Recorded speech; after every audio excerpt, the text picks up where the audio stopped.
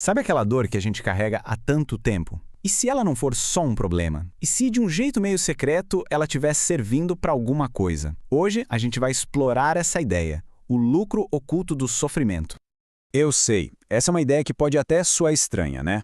Mas a proposta é usar isso como um ponto de partida. Vamos juntos investigar umas perguntas um pouco difíceis, sim, mas que ajudam a gente a entender por que às vezes nos apegamos à própria dor, muitas vezes sem nem nos darmos conta. Então vamos lá, vamos a fundo nisso. Do ponto de vista da psicanálise, um sofrimento que se arrasta, sabe? Um sofrimento crônico, ele não é visto como um defeito do sistema. Pensa nele mais como, sei lá, uma espécie de escudo.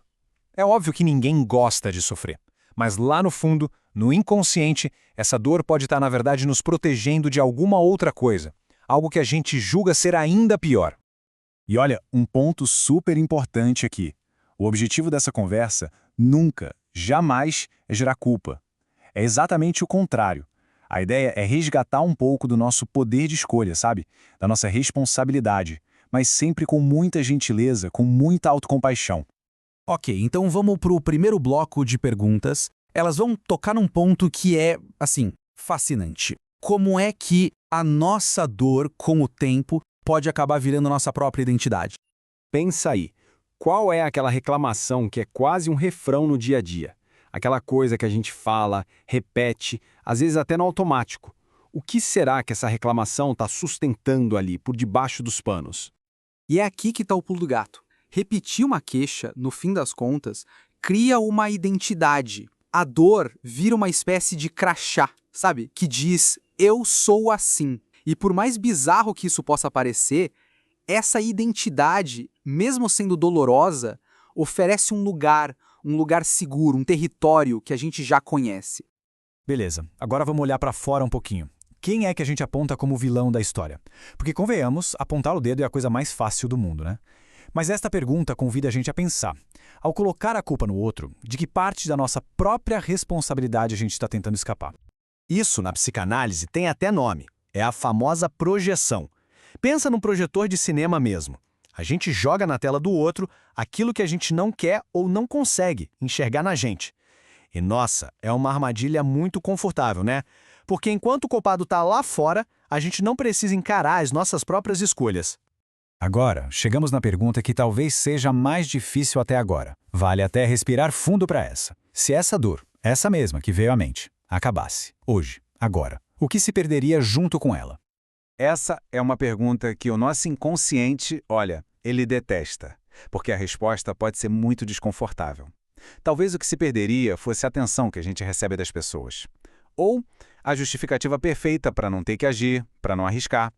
Ou, e talvez esse seja o mais assustador de todos, a gente perderia a necessidade de ter que se reinventar, de descobrir quem se é sem a dor para servir de muleta.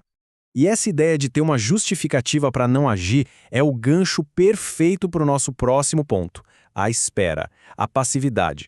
Vamos tentar entender por que, às vezes, a gente fica nesse lugar de inércia só esperando que alguma coisa mude. Esta pergunta aqui vai direto ao ponto, lá na nossa fantasia de resgate. Em que área da vida a gente ainda fica, lá no fundo, esperando que alguém chegue para salvar o dia? Que apareça com uma solução mágica e resolva tudo?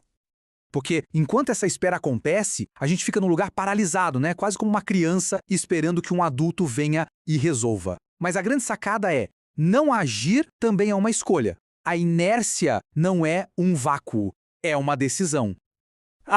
Essa pergunta joga a luz numa das nossas maiores contradições.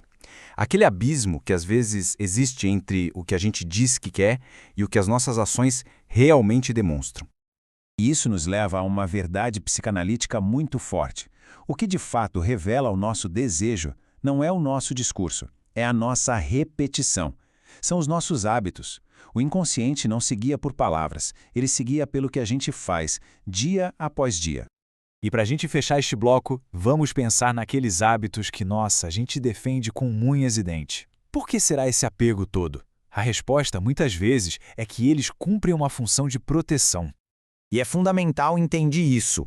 Muitos desses hábitos não existem para gerar prazer, eles existem para gerar alívio. A função deles é basicamente evitar a angústia. São como um anestésico por conflito interno, sabe? Eles garantem que a gente não precise sentir o desconforto da mudança. Ok, agora a gente vai entrar no ponto talvez mais sensível de toda esta investigação. Um lugar que pede muito cuidado e, acima de tudo, muita honestidade. Esta é, talvez, a pergunta central de tudo isso. É sobre aquele momento em que um trauma deixa de ser algo que aconteceu e passa a ser algo que se é.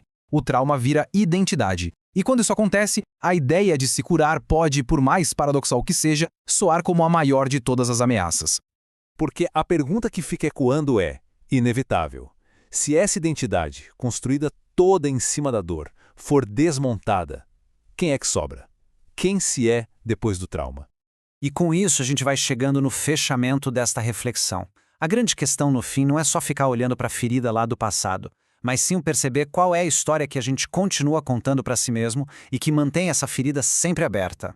Então a grande virada de chave talvez seja esta. A verdadeira mudança não vem da força de vontade, da luta contra o sintoma. Ela vem da lucidez, vem da clareza. Na hora em que a gente consegue enxergar qual é o ganho oculto do sintoma, bem, ele simplesmente perde a função. Ele não tem mais por que existir. E para a gente terminar, fica um último pensamento. O valor de todas estas perguntas não está em achar uma resposta rápida, de bate-pronto. Está em cultivar um estado de presença. É sobre se observar, sem se julgar, e perceber onde é que a dor ainda serve como proteção e onde talvez ela já não precise mais estar.